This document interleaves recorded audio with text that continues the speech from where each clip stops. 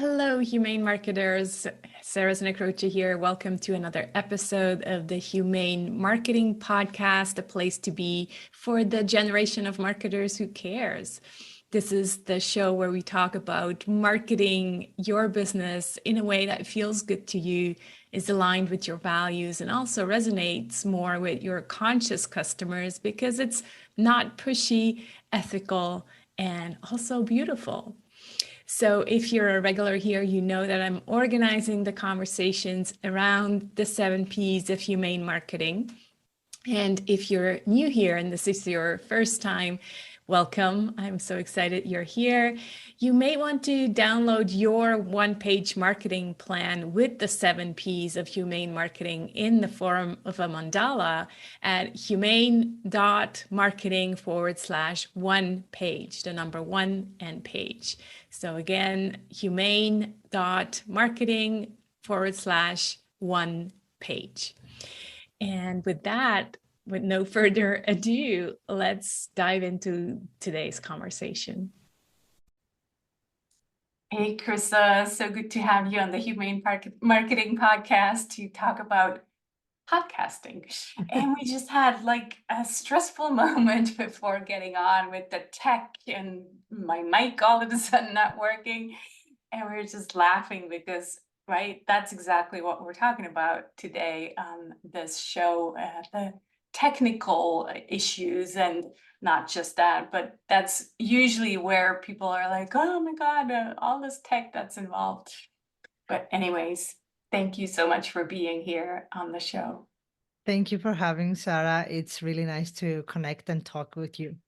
Yeah, it's been a long time in the making. We've connected so long ago. It seems like, even though probably for you, the time just flew by because you had a baby, and time is just different when you have a baby, right? It seems like it just flies by, but here we are. Yeah, so almost probably a year after connecting for the first time. So Yeah, so we made delighted that it. we got to do this today. Yeah. Yeah, so glad to be here. Yeah.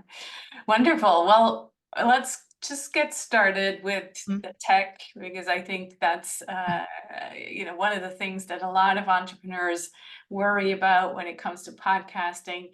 But it's not the only thing we're going to be talking about on today's show, but I think it's a good way to start. So, how much do we really need to worry about the tech? Is Yeah. that a big deal? It's always a question that comes up, especially for people who are either starting out or have some, any issues with tech. So, in the question, how much tech do you need to get started? For example, the barrier to entry is low, so you don't need much of a tech to get started. You need a microphone, a decent web camera. If you don't have, like, for example, a mirrorless or a DSLR, but definitely you don't need to break the bank with a microphone. And from the ease of your computer, of your home, you can record the podcast with, of course, you need a recording platform like Zoom or Riverside or Squadcast. There are numerous platforms out there that you can record the show and have good quality audio. But to get started, I would say it's pretty straightforward, easy to get started with a microphone, a camera, and a recording software. Thank you. Yeah, I think Yeah. that a lot of people are kind of like, oh, can relax their shoulders. Um, so let's just explain what just happened when we logged on, right? So uh, I do what I always do. I check the mic before I hit recording or before the guest even gets on. And so when I let you in, all of a sudden I noticed that my mic is not showing up in the settings. And then I realized, well, it's not even like, usually there's a small blue light on Hmm. the mic that I use, and I use a Rode desktop mic. And so I'm like, well, trying to plug it in to different ways, unplug it, etc. Because I do feel like it helps to have a good mic to record the podcast, right? Mhm. But then we decided, okay, well, let's go ahead anyways to record it, because actually I use some tools that help with the recording anyways after. And so I shared with you that I use a site called Auphonic, where I then upload, and Mhm. that kind of equalizes the sound, and it usually is pretty good. So Yeah. that's what just happened before we Yeah. hit record.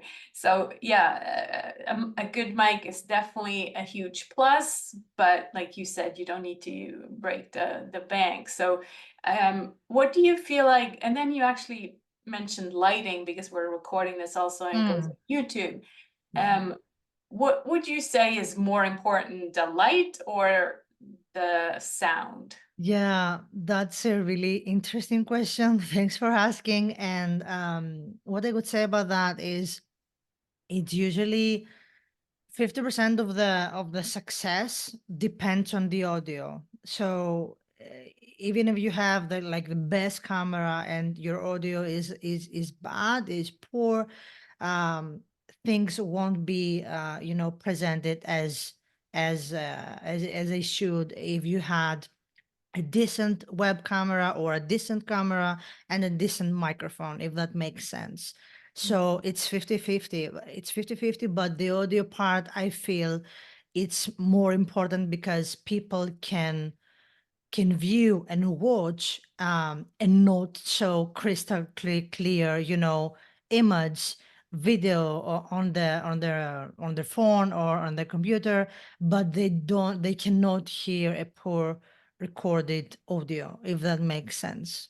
It's really annoying to Yeah, listen to something that you can't barely hear, or there's like exactly, background noise. It's, yeah, you get exactly, annoyed faster, I think, with your ears than with your eyes, interestingly exactly. enough. Yeah, And yeah. because we're talking about the podcast, which was mainly an audio experience now, certainly like the few years, the last few years have become like video. There are so many video first podcasts out there, but at first it was originally an audio experience. So if we consider that the audio experience and the people have you plugged in their headphones and are always on the go, they need to have like a great audio and listening experience, right? Yeah. So let's expand a little bit further. So, okay, we know that good sound is important. Mhm. What else makes a successful podcast, in your opinion? Yeah. I mean, this is a question that the answer is it depends, because success to me, for example, might be different from what you define success to be. So it depends on the podcaster's goals, objectives, and needs, like how the podcast is contributes to, for example, if those people are business owners. uh, it depends, for every people is different, but I would say for people like me, or like for coaches, consultants, service providers, a successful podcast is like um the core of your content is a channel that you can build your network on. You can use this channel and this like to show up, share what you have to say about the topic that you're interested in or know more about, and also have this channel be the core strategy of building your network, creating relationships, connecting with people who you haven't had the time like to connect with, unless you had the podcast. And it depends on many different factors, but I think for business owners, podcasting is and the podcast is a door opener. It gives you the opportunity to meet with people, connect with people that might also these people be potential clients, business partners, collaborators, and all of this. plays a huge role in networking and growing a business through networking connections and organic ways of growing a business, if that makes sense. Yeah, so you basically defined what success could look like, right? And now let's go to, well, what makes that successful podcast, however you define success. So by that I mean, like, content flow, guests are a few of these Yeah. ingredients, right? So you probably have listened to many, many podcasts, and you can tell, okay, this podcast is gonna make it, or this Mm-hmm. podcast, I don't know how Yeah. long it's gonna survive, right? There's probably some Yeah. indicators that tell you, yeah, this is a good show or not. So, what Yeah. are those? So, to that end, I mean, I feel like a successful podcast is a podcast that can provide for the listeners, can share like valuable insights, and actually be a helpful resource for people, so that people or listeners and the audience is coming back every week or whatever frequency applies. But for me, a successful podcast is the one that helps me, educates me on something, on a topic. I can listen with ease, like without having any audio issues or things like that. And I can also um connect and like the guest, like how, not the guest, sorry, the host and the guests. A successful podcast to my eyes is one that I like the host, how they present the content, how they connect with people, how their manners and all of that. So yeah, for me, it's all about becoming a valuable, helpful resource for people, so that your show, has an impact on people's either lives, businesses. Yeah. Yeah, there's essentially there's two different audiences or Mm, people that are involved in the podcasting experience. I guess there's the guests, yeah. right? And then there's the listeners. And as a podcast host, well, you're creating relationships with the guests. You're well, basically looking for guests to bring on to your audience. Mhm. And then you're also creating relationships with your listeners, which, I guess in a way, yes, you're kind of wanting them to mm, further engage with you and Mhm. maybe come into your world and then go on to your gentle sales path. That's really also part of why we're doing this. Yes, we're educating, we're inspiring, but we're doing this in a business context, and so Mhm. somehow it has to do with our gentle sales path, right? Yeah. So let's talk first about the guests, because Mhm. that is something that, well, you need to make sure that you have guests lined up, and so what are ways that podcast hosts are finding new interesting guests that Mhm. you see with your clients? What are you helping them with? Yeah. Yeah. Um, Now, so here's the thing about finding guests. There are several podcast websites, matching websites out there that you can go in, create an account, and so these podcast websites connect guests with hosts, right? So an example of this would be podcastguest.com or Podmatch. And this is an easy way for people who don't have another way to do it. This is an easy way to find guests. Although with my clients, and the last few years, I started to incorporate a more hybrid approach. What I mean by that is, because of my client, because most of my clients are business owners or coaches, service providers, and this kind of profession, they want to somehow link the podcast into, finding clients or collaborating with people in a way that is mutually beneficial. So that's why I figured out, like, okay, I need to find a way to help them find guests, but not just find guests for the sake of finding a guest, bringing them, recording an episode, and that's it, but in a more intentional way. Right. And so here's what I recommend for people who want to somehow link the podcast with the business.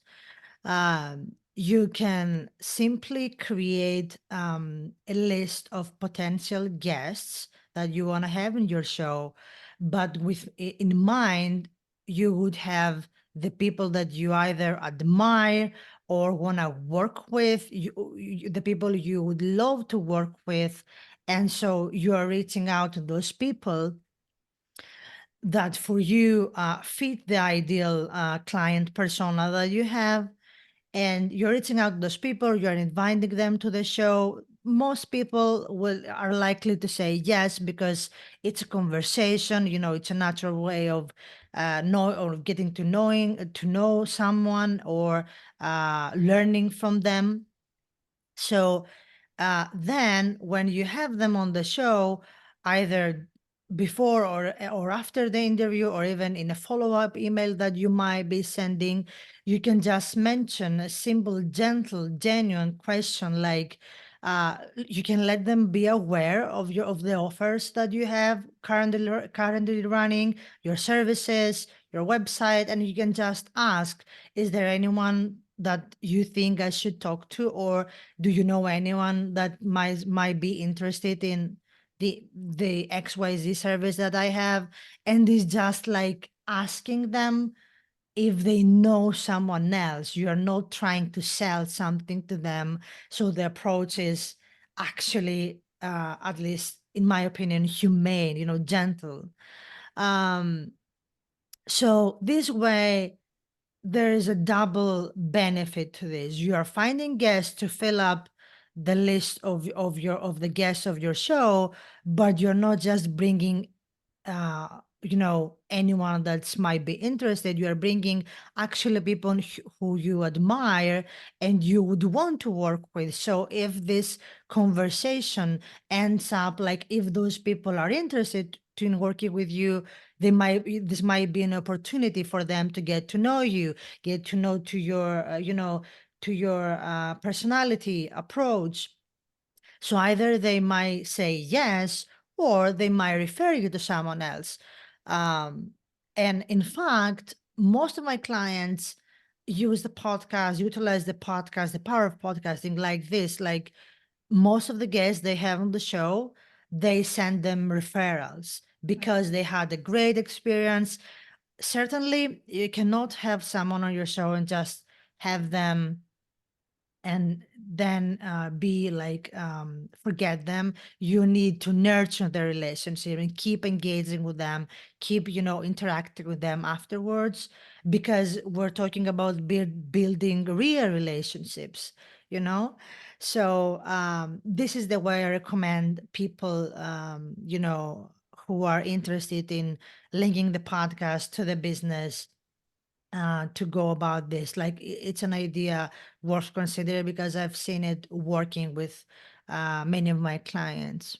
Yeah, Yeah. that's a great idea, and I think I I was trying to remember when I started podcasting. I don't remember, but it's at least 8 years, I think, that I've been podcasting various podcasts, and I made the mistake of just randomly interviewing people. At least in the first podcast, the it was called the Introvert Biz Growth Podcast.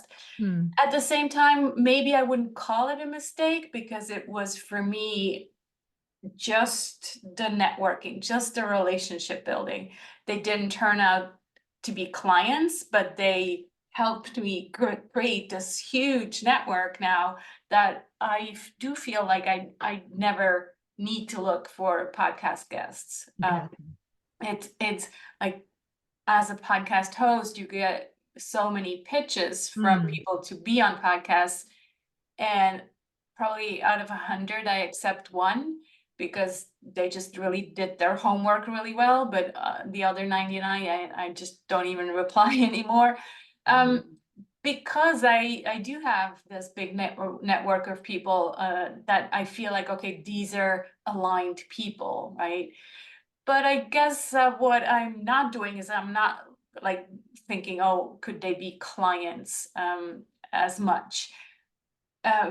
Because what I was thinking when you were talking is like, well, the topic of the podcast also needs to be aligned yeah, yeah. with a topic that would be a fit for your clients, right? Mm-hmm. Because for me, well, I'm bringing in either experts at marketing. So they're like, well, I don't need Sarah's help, right? Yeah. They're experts in their own field of marketing Mm, of some kind. Um, or they're an inspiration for me. And so mm-hmm. that's why I bring them in. So Mm-hmm. they're change makers that I look up to, and they, they're probably a few steps ahead of me. And so Mm-hmm. that's why I bring them. And that's also my reason for podcasting, Mm-hmm. is really all the things I learned over the years.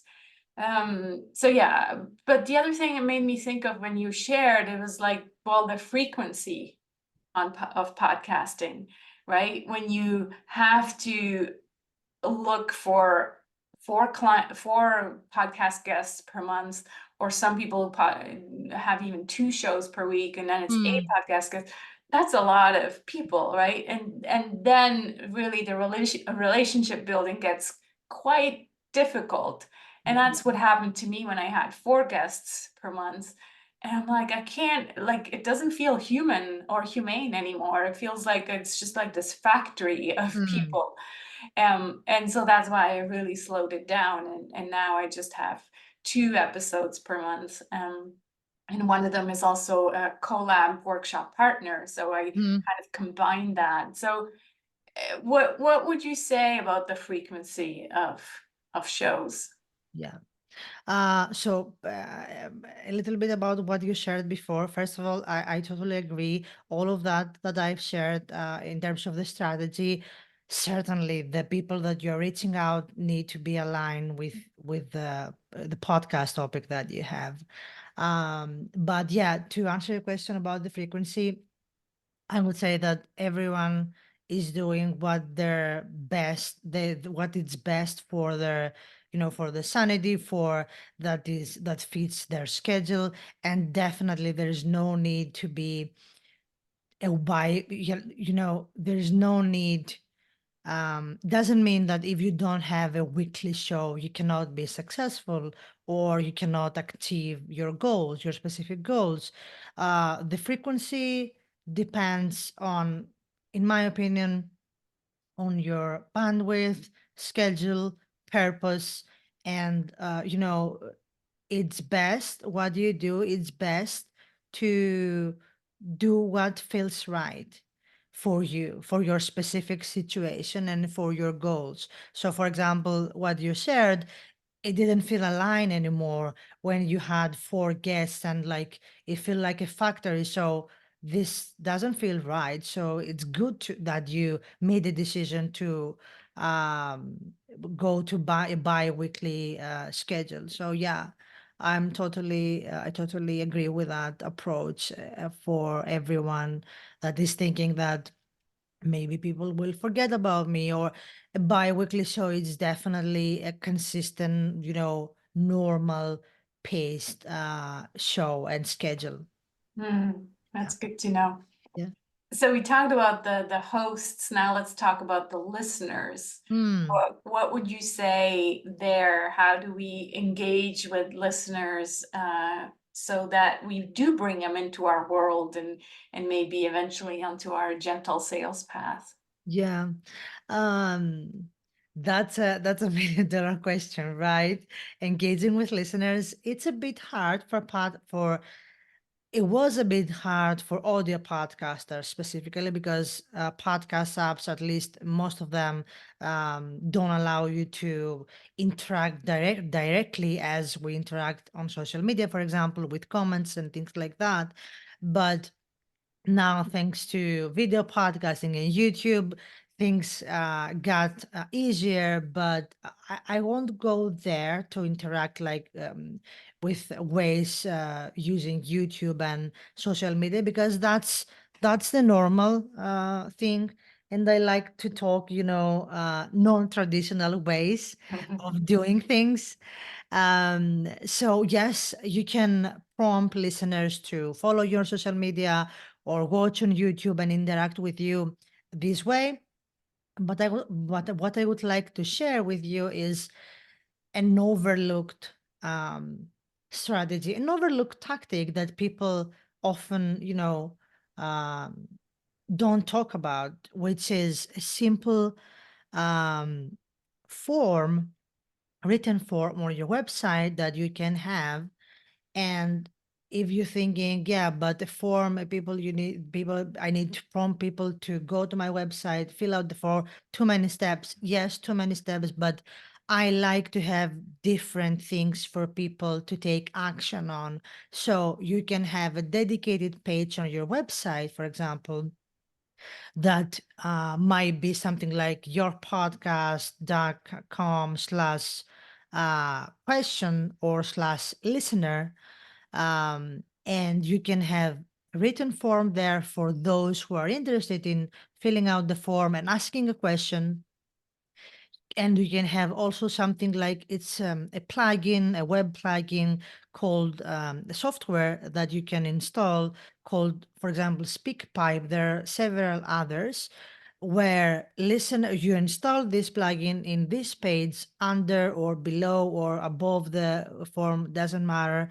And people can just press record from their phone or computer and record a voice note, which is powerful because if you can get people to go to this page and just click record and record their question, this means like direct interaction and engagement from your listeners. And um, what you also are doing with this way is you are collecting real feedback data and having the chance to feature them and give back to your audience, feature the voice note that they recorded on your show.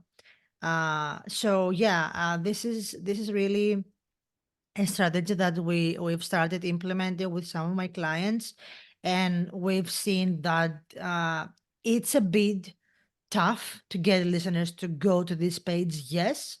But if you think of this page as your main call to action on the show, and also if you have the chance to promote this page in other places that you might be speaking, um, people who are interested, genuinely interested in, interacting with you, will definitely take the time to press one button and record a voice note. Yeah. I'm laughing because I actually do have that set up on my Yeah. website. And I didn't even know the link, so I had to go look it up, and it's like this Yeah. long link. So Yeah. yeah, I need to create a permalink, like a shortened link for it. And I need to actually mention it on the Yeah. podcast, right? Yeah. It's not enough to just sit there on the website. But yeah, Yeah. have it as one of the call to actions is Yes. such a good reminder. Because I remember like when I first installed it, I love getting those messages. It's like, oh my God, there's people listening. And it was great. But yeah, I need to implement that. So if you're listening, watch out. I don't have it now because the link is way too long, but I'll mention it on the next episode, Yeah. definitely. So yeah, look out The, for that link, and please leave me a voice message. They make my day. So yeah, great tip. So yeah. that's one of those ways that we can One engage of with those ways. Yeah. Yeah. Yeah. listeners. Yeah, And people, yeah, as you said, people forget, like you install something or you create a way and you don't even mention it on the show. So how do listeners, are aware of this? method or of this thing that you are suggesting to for them to do. So yeah, either on the show as a call to action, or you can even, talk about it in interviews, workshops, whatever you have, because people will interact. Like, trust me, they do. They will do. Yeah, I love that. Um, I was just thinking also, and I don't have that ready or anything, but I'm playing with creating a chat bot Mm, for my community based on my books and my podcasts and everything. So I train the chat bot, and mm, then becomes a resource for members of the community because they can ask questions and the bot will basically give them information, but all based on my IP, right? mm, And so I'm thinking that maybe there's some way to use a public chat bot on the podcast as mm. well, so that they could go back into older episodes Yeah, and look up things like who talked about this and this topic, and then yeah, the bot would go back and give them the information on that. I love connecting AI in a very human serving way. It's like, okay, yes, it's AI. Okay, it's not a real human, but yeah. it helps us humans, right? Because it brings us that information that we're looking for. So I was just, yeah, as you were talking, I'm like, huh, I wonder if we can do that. That's a really interesting and amazing idea. I Right. don't know of a software that does that, like directly connecting to be connected to the podcast, but I can definitely look it up and let you know. Yeah. But I would love that. Like it's really helpful to know, because now the burden is on the host. For example, if you want to mention older episodes, you need to grab the link, put it in the description, mention it on that episode, that you can find links or episodes mentioned in the description, Right. because you need to let people know, right? Otherwise, how do they know? Right. So yeah, I love this idea because it's really helpful. Yeah. It would be So the really so the helpful. two tools that I'm using or that I'm experimenting with are one is called Right Sonic, and Hmm. they came out with the first chat bots, and the other one is called Crater.io. So I'm Hmm. looking at those. And then what you mentioned to find the links, to other episodes, I'm using ChatGPT for that already, but you Mm. have to have the paid version for that Mm. because otherwise it doesn't provide you with links, and that's the Yeah, whole point, right? yeah. That's the So whole point. Yeah, definitely. yeah, yeah. Um, this is great. What about, since we're talking about, okay, we're talking about AI, but we're Mm. mainly talking about humans. So what about stats? Do I Yeah. need to worry about stats? How often should I be looking at numbers, or should I Oh, just forget about them? people love looking at numbers, right? We love I looking at don't. numbers. I don't. Oh, okay. So, Yeah, that's great, because I don't either, but most people, um, some people, not most, but some people get a little bit, obsessed with numbers, because they do want the downloads, they do want the listeners. But especially in the beginning, I recommend not looking at numbers at all, because they will create more stress and overwhelm than be helpful, mhm, so certainly statistics and analytics are great for people who have been podcasting for a while, have an established audience, and they want to know where do these people are tuning in, like how long do they listen to, is there a point that they left off, should I do something for to make the comeback and things like that. But this goes once you have an established podcast, an established audience, and you know what you're doing, you can definitely have a look, for example, once a month, and either do it yourself, or if you have a manager or someone else that is helping you, have a meeting and or with yourself, and you know um think of the numbers and think how you can refine things that you do in the podcast to help increase those numbers and make them go up.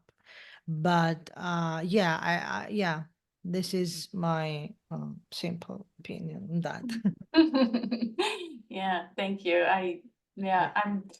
I don't remember when I last looked at them, but oh, I do remember. Actually, it was when I changed from 4 podcasts to 2 podcasts. Yeah, Because I did a test and said, okay, I'm going to do, 6 months of that and then see where the numbers are. And the numbers didn't change. So that's amazing. I had less episodes and the numbers stayed the same. So I was like, well, okay, they didn't increase, obviously, but the people still came. Yeah. And, so yeah, to me, it was like, okay.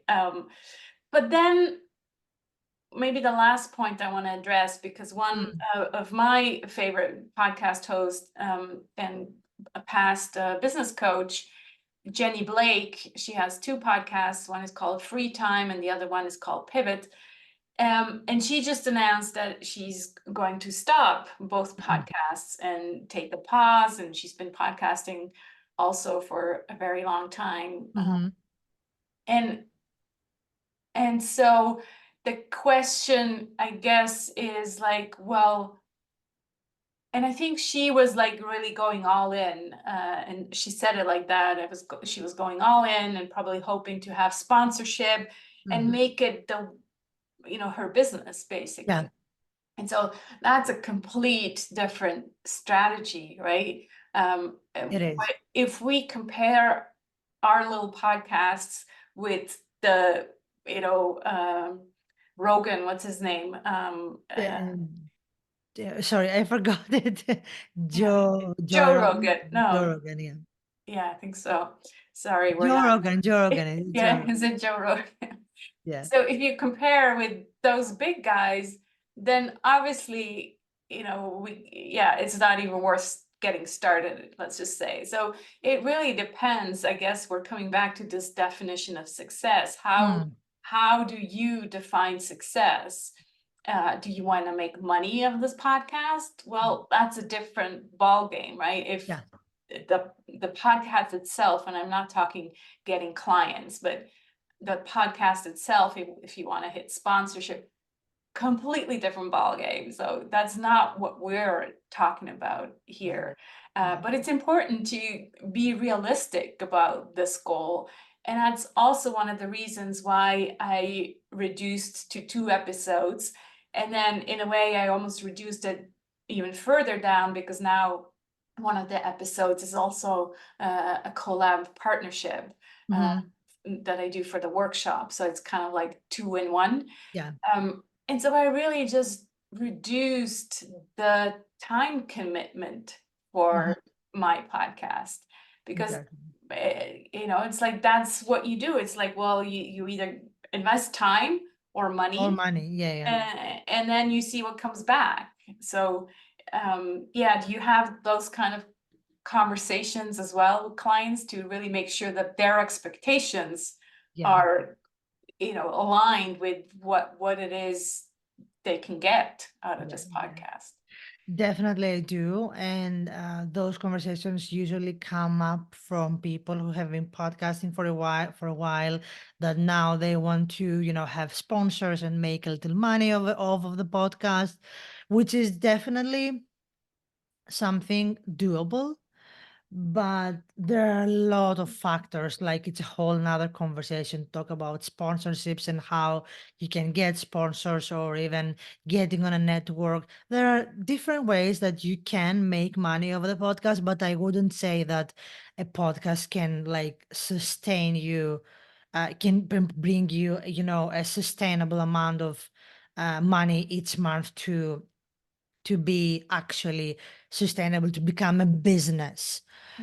Or at least I haven't I haven't worked with those big guys who are making money like even just with an episode. But yeah, so that is the reason I recommend going more and focusing more on the building relationships aspect and even getting clients rather than, focusing on sponsorships, ads, and ads. Yeah, definitely ads are helpful. I recommend people to have like more of a self-promoted ad, ads about your offerings, promotions, or collaborations with someone.